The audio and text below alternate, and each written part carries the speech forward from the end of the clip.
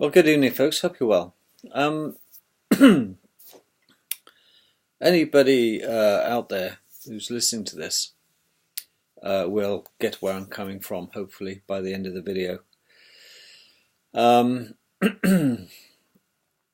About the state of play of the world and the futility of us all, conspiracy analysts, to think that we can do the blindest thing about it.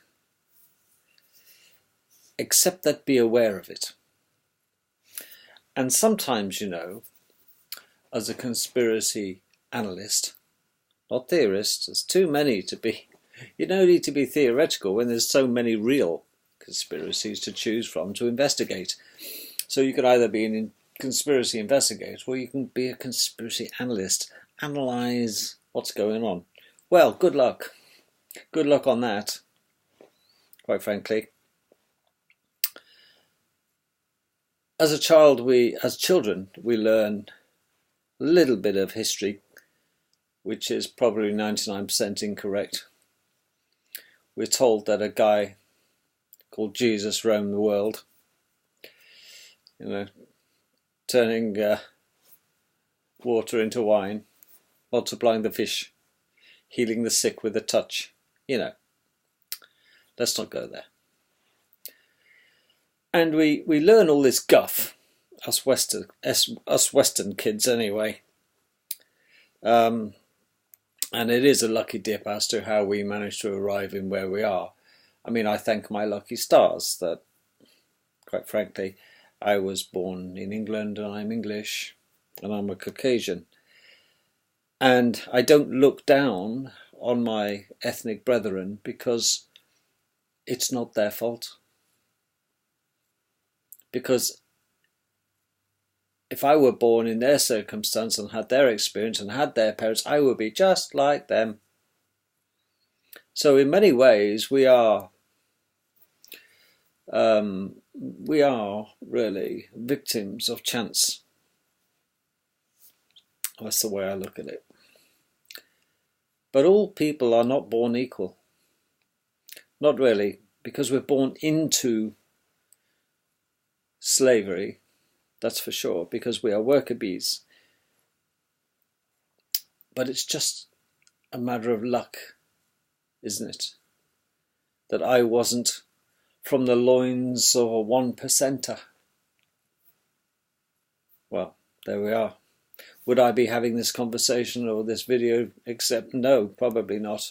I don't see many 1%ers or their offspring doing YouTube videos. But what does this conspiracy business do for me? That's the question. Why, I'm often asked by my family, why do you bother flapping your gums? Well, I find it rather cathartic. It's enlightening in the sense that I need to get it off my chest because I cannot be the only one suffering. You see, misery loves company. And I seek the company of those who acknowledge the pain that I'm going through about learning the truth, because ultimately we all want to know the truth, but we ain't going to find the truth in many things, because the truth will indeed set us free, as they say. But sometimes, just sometimes, ignorance is bliss in so many ways. There was a chap called King Canute who was so deluded of his own powers that he stood on the shore of an ocean with his army behind him and was convinced that he could turn the tide back. And we know the story. He drowned because some things are just impossible to resist. Because, hey, that's the way tides roll, as they say, inwards and outwards. But he thought he was so powerful. He may have known how tides work, etc., etc., but he thought he could control them, and he couldn't. He was suffering from such delusions of grandeur. And in the world of conspiracy analysing, we all get together on occasions, don't we? We go to the UFO conferences, or we go to the David Icke shows, and we go to conspiracy expos, whatever you want to call them. I don't actually, but I do watch a lot of other people's very interesting videos. Ian Crane I like particularly, when he talks about things that are happening, and I like watching mavericks, if you like, that are spilling the beans, and they take their lives in their own hand by doing so, and they're very brave. Many write books and are promoting them. Many have websites, and you got people like, I think it's Michael Tazarian, which is a quite enlightening guy. He knows a lot about the Druidic history in Ireland, etc. And these I find refreshing. This beats the hell out of BBC One, BBC Two and Sky TV for me. And top it all, it's free, isn't it? Freely available, unless you buy their books or DVDs on occasions. But there's one particular chap that seems to be gaining in popularity, because every dog has its day, and I thought he'd had his, but he's coming back, and his name is Jordan Maxwell, and no doubt you may have seen him. And bless his heart, really, his dodgy ticker, because this guy has been character assassinated, beaten up, gone through the mill, had his businesses ripped apart and ripped off him, and yet he continues the good fight. And I really do, on occasions, enjoy listening to him. Yes, he's an elderly chap now, and he's starting to repeat himself in many ways, and it's money for old rope for him. He's still churning out the same old stuff he did 20 years ago, quite frankly. But the truth never changes, you see. This is the problem. This is why it remains the same. And Jordan does at least say the same thing time and time again, because it's true. And he hopes to set people free. And he never fails to attract a reasonably good audience, no matter where he goes. I think he's quite a square, nailed down sort of guy, and he's been vilified by so many people. But the one thing is, when you look at the plethora of people out there that are doing videos, or they're writing their books, or they're on the circuit, well, amongst those, of course, you're going to get the charlatans who are talking utter bullshit and so fantastical things, and it's hard to separate the wheat from the chaff, the liars from the truth tellers. David Wilcock, or is it Cox, is I think he's a fantasist. And the other one he hangs around with, whose name escapes me. But I used to listen to him until I realised he's so full of bullshit, it's embarrassing to listen to him anymore. Because I know that he put himself in great danger once by mouthing off about the wrong people, and they threatened his life, and he screamed and cried like a bitch, as they say. And yes, David Wilcox. Corey Good, I think the other chap's name is, who's equally a bullshit artist. Anyway, without being bitchy about it, you do tend to choose your favourites, don't you? But the common thread throughout them lot, and me and you maybe, is that, do you know something? Whatever we discover, whatever we highlight, whatever we write about in a disparaging way, and it's a disgrace, and it shouldn't happen, yada yada yada, and you know, they get away with it, and they do this to us, and they do that to us, and yeah, they wiped him off the face of the earth, and they're hiding Atlantic under the Antarctic, and yada yada yada. Do you know, with all our piety and wit, you know, the information we have and have accumulated over our lives, there's naffle, keeping it a family show, nada we can do about it. Not really. Not to the point of it matters and it hurts the 1% puppet masters. The 1%ers, folks, it is said, are the offspring of the fallen angels. The offspring when some offspring of the Elohim, the many gods, as we discussed before, in the creation of our world. El is God and Elohim are many, and many gods contributed to building this world. And some of those gods that down to the earth came became fallen. That's why they're called down from outside outer space, above the firmament, into our domain. And they were then classed as fallen angels. The offspring of the fallen angels, because the fallen angels fell in with the most beautiful, beautiful human females. They found them irresistible and bred with them, and they created children. There we are. And it is these children who are the evil ones.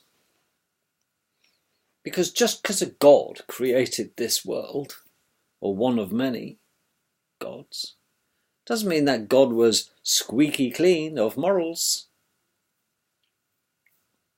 Didn't know the first thing about ethics and right and wrong. They just did what they want to do. And they could be who they wanted to be.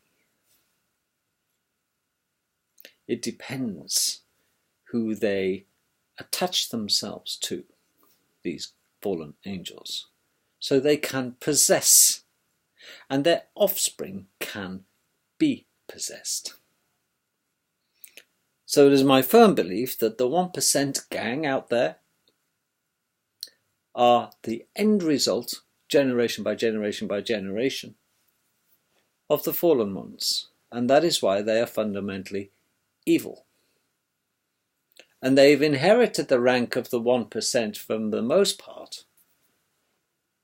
And they've inherited the dodgy genes from the fallen great ad nauseum grandfather, who was a fallen angel. So they have a God-given right, it seems, in their own minds, that they own the world, and they do. We just haven't woke up and realised it yet. We think we own the world. No, nobody owns it. They do. And we're here to caretake it and be their serfs. That's all. Well, with that said, do you never get frustrated? I don't mean sexually, folks, really. Come on. It's a family show. Do you never get angry about what's going on? You should, because you're full of passion about what we should have had. It's a little bit like, some TV shows where they're going to go for the major prize and he's got one dart to throw and he's going to win this bloody speedboat and he throws the dart and he misses. And they, oh, never mind, Terry. Oh, well done, son, but never mind. And Terry's partner's just going, bastard, never mind, son. Hey, come over here a minute, Chief, come over here. Right, here's your little trinket mug. Well done, son. Nice try. Just look over there, Terry, he says. Pull the screens back, folks. Let's have a look. Take a look at what you could have had. And Terry's looking longingly at this ultra super duper speedboat with a couple of babes to add it. Bit of ambiance in swimsuits. How do you think Terry's feeling? That big? Like crap? Come on, Terry, take a look at what you could have had, you mug. You missed, you plank, you pleb. You deserve to have nothing. And that's the attitude of our politicians and their leaders called the 1%ers. They look at us. They live in absolute opulence.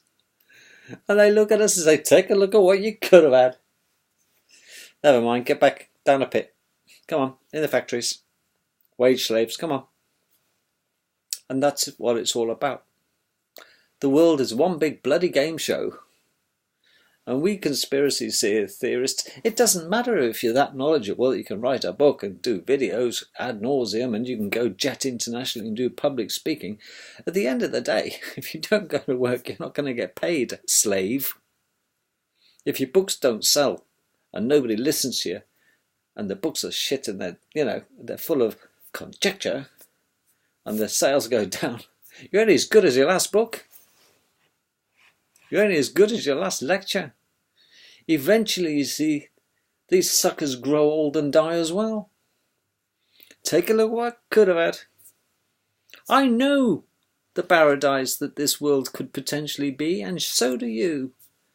We can think of so many cures to the ills of the world. But in the case of the 1% of, no good child gets left behind, it's not a case, is it? In the case of the 1%, there's no child's behind gets left behind. That's what it means. All these satanistic paedophiles is part of the club. And we can know all this. We say, well, something must be done about this. This can't go on. Well, what are you or me going to do about such things? Write to your local MP? Oh, really? Get depressed? Absolutely. Realise that we're all King Canutes, pushing against the tide of the 1% flood that is coming our way in the form of a World War III, end of days. Because these bastards, the 1%ers, don't care if they die. They truly don't, because their belief, their delusional belief, or is it delusional, is that they'll come back ever stronger. But what?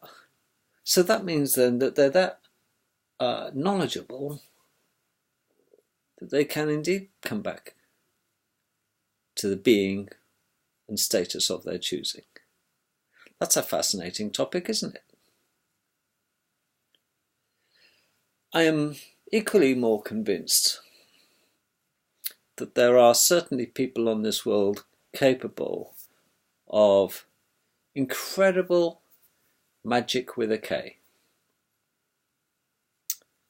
An example of which could be a chap called Dynamo in the UK. He's on telly a fair bit, or has been. He's a nice young man. My son knows him reasonably well. And he doesn't live too far away from where I live. And he's a genuinely nice lad.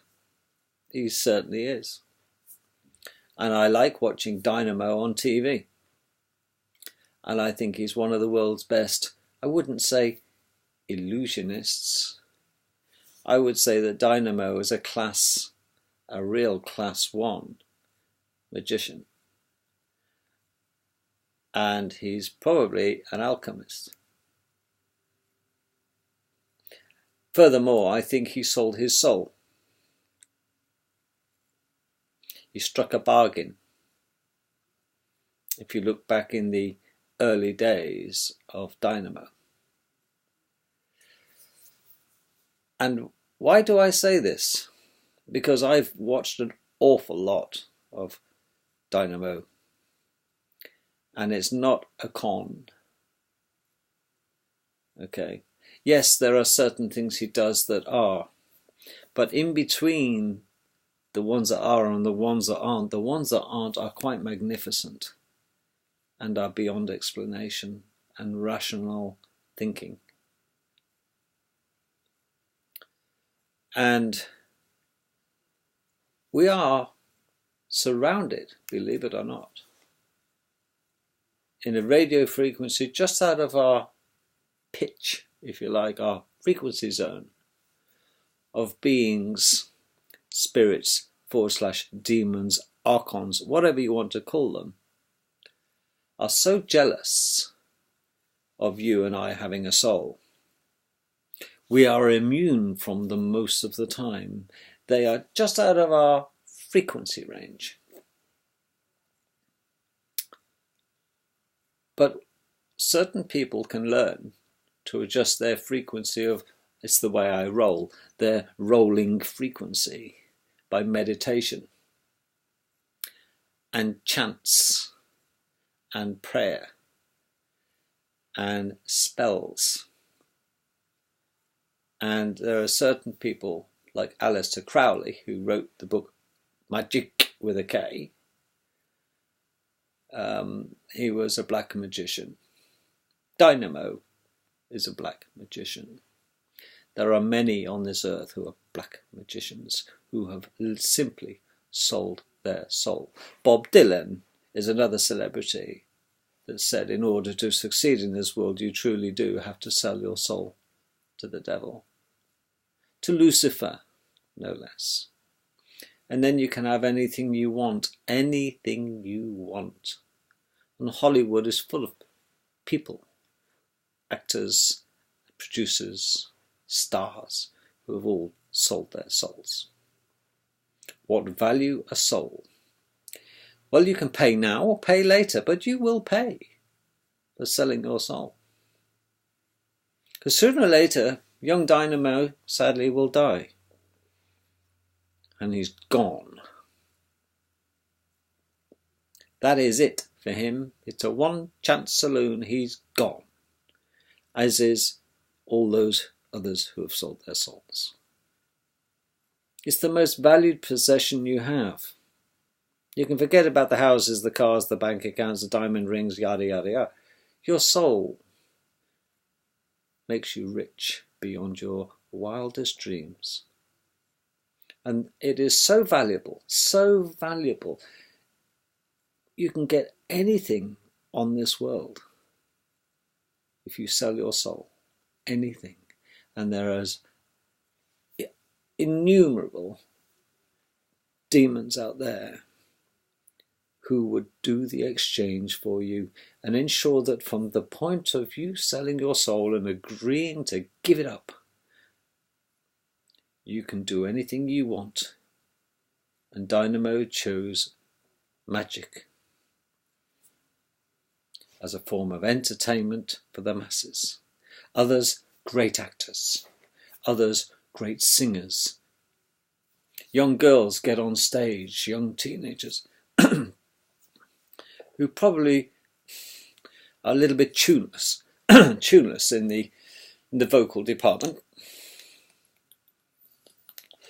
Yet, when they go onto stage, everyone thinks they've got no chance. No chance. Oh.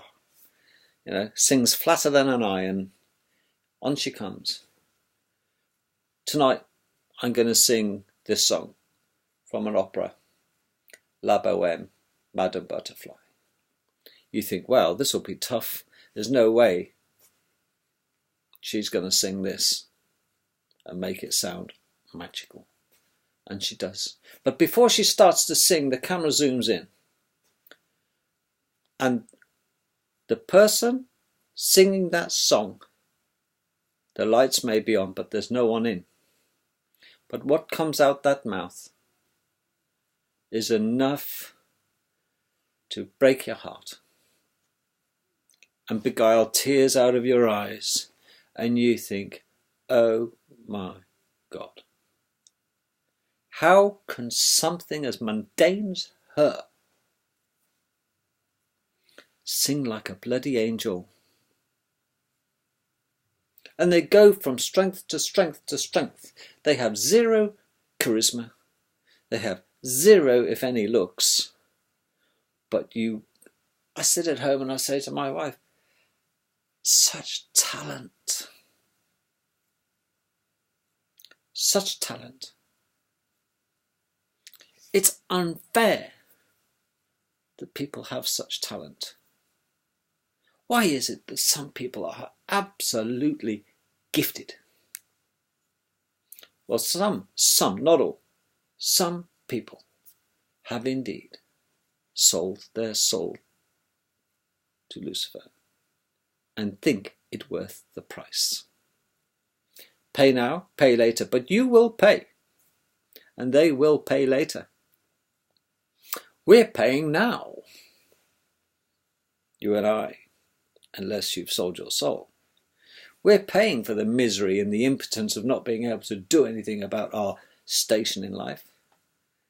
And we're resisting like hell. It's like we're a bunch of Jews not wanting to share our shekel. I am not selling my soul.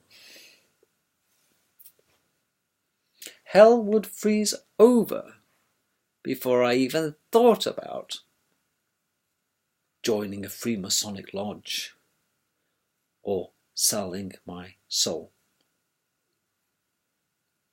I would rather die with it intactus, as they say. It's my only bargaining chip that I have and possess. It's the biggest thing I have of any value is my soul. It's not my word. That's pretty close. I give you my word. No, I don't want your word. I want your soul. No, you're not. I'm not selling my soul. I will not. And yet so many people want success. They want it now in this world of immediate gratification. They will sell it because, to be honest, most of them that do sell it, they often kill themselves young because they realize, oh my God, the price was not worth the prize. This is why successful young people in Hollywood and super talented all of a sudden, where do they come from? Nowhere, for goodness sake. And they go and do something stupid. Another example, Amy Winehouse. I liked Amy Winehouse's music. I liked her voice. I thought she was very talented, and she gets in with a bad crowd, and look what happened. There are so many sad sob stories about youngsters, and Bob Dylan pretty much sums it up. Look at him. He's waiting to die, and I really don't think he's looking forward to the event, because he knows his destiny, Luke. But you know, when all's said and done, sometimes ignorance truly is bliss. I almost envy those people who don't give a shit. Because I suppose they could say, well, there's nothing I can do to turn the tide back. I'm impotent. I hate that word for some reason, but it's true. I too am impotent. I cannot possibly right the wrongs of the world. But every man must play his part. It was all a checkerboard of nights and days where gods were pieces and men plays. Something like that, the Rubaiyat. Read the Rubaiyat. It is one big chess game. And hither and thither we slayed, and one by one we're put in the box again and put away. Life is a chessboard. And some of us are born with checkmate, some of us are born as kings, some as bishops, and most of us are pawns. Most of us are worker bees. But even the worker bees have a soul. And it is the most valuable possession. So, as a consolation, of course, we know a lot in life. And all we can do is either live in ignorance or live at least with the knowledge, as London taxi drivers used to have to earn before sat-navs came out. The knowledge. Do we become aware, or would I rather not know? Well, I'd rather know. It makes it slightly more palatable to know the reason behind the deceit. That's all. And that way I can at least, to a degree, forecast the next move, because with the preponderance of evidence, what they've done in the past, every time a politician opens their mouth, I know their next time They open their mouth, they're lying bastards. And I've been vindicated so many times. So sometimes I can be right. Many times I can be wrong. Hey-ho, that's life. But as for getting pissed off and depressed and fed up, I used to go through phases of utter depression. Not clinical depression, you understand. That's where you truly do yourself in. But I used to... People say, oh, smile, cheer up. I think, what's there to be cheerful about? What is the use? What you tell me? What's there to be cheerful about? Really? The pollution, the inoculations, the death rates, the wars, the murder, the deceit, the corruption. The list is endless, and I've got to be cheerful. The words of Harvey Andrews' song spring to mind when he's talking about the troubles in Belfast, and he's a family man with a young son. And he sings this wonderful song, and I'll try and recall the words. He talks about, it was a newspaper thing, the newspaper, the headlines, I think. He said, Black September, Black October, Black November mark the time. Each day is day of mourning for the victims of the crime. There's a gun on some street corner, and a finger on the trigger.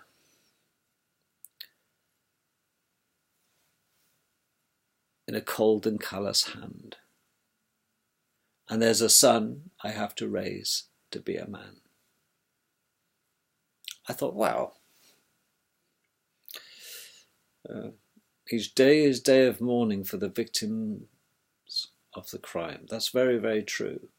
Somebody somewhere will be mourning because their victim or his children or offspring or wife or relative is a victim of a crime. And this was the troubles in Northern Ireland, wasn't it? Well, magnify that across the world. Somebody somewhere, his children being shot. And just because they're over there in land you won't see, and you won't witness, and you won't experience, doesn't mean the parents of that child don't love it and are the victims of the crime of indiscriminate bombing from the sky for no justification. How soldiers can go over abroad and shoot men, women and children that they have no gripe with is a testament to the insanity of this world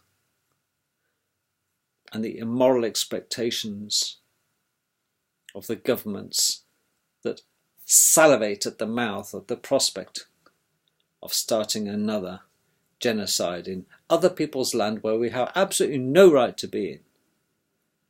But it's almost painless at 28,000 feet as a jet fighter to press a button and drop a few bombs and fly home in it with a clear conscience.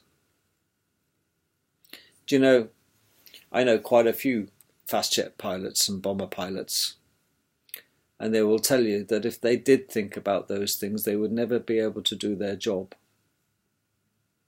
And they blank them, they compartmentalize their minds. Because the big question is, these people, though, because they do that, doesn't make it right. It makes it more palatable for them to prostitute themselves for money for the job that they're doing. What if nobody tried? But they've got over that one now, of course, haven't they? Because they can use robots, drones. And it's sanitized, the whole thing now. You can sit in a little shed in Gloucestershire, for example. Green shed, innocuous little thing on a military camp with aerials sticking out the top of it. In front of the chap sitting there with a toy joystick in his hand and a throttle and a big screen, he can be taking a drone off from, let's say, RAF Boscombe Down airfield from miles away, and he can fly that drone 1,000 miles, 2,000 miles and drop what he needs to drop and kill who he needs to kill, and fly that drone, that computer picture in front of him, back to Boscombe Down and land it. As for the pilot, he hasn't left the green box. He hasn't left the safety of his home. He can go back and perhaps find time to take the kids for a walk before he pops them into bed after their dinner. Clear conscience. It's all one big desanitized game. But it truly is, isn't it? War. Young man's blood. Old man's wars. It's the 1% old men. That's all. Well, at 1% psychopath, Luciferian doesn't have a conscience, and they certainly don't have a soul. Well, with all that's been said, folks, you keep hold of your soul and understand that it's par for the course. It's the price we pay by investigating and learning what's truly going on. What good does it do us? Well, I'd rather know than not know. But sometimes, don't you think that ignorance is bliss? But I'm here to learn. That I think this is my existence reason. I'm here to learn. What I've learned is this world, which should have been a paradise, is the hell they already threaten us with. I think this is hell. Really. And I think wherever I go from this point, in my next incarnation, it's got to be better than this. I truly think this is why the gods are fallen, the gods we're surrounded with, and the real God, the head honcho creator, has washed his hands. And do you know what'll happen? We'll wipe ourselves again off the face of this earth. And it'll all start again. And again, the Creator will be offered the earth by Lucifer if he kisses his feet and worships him.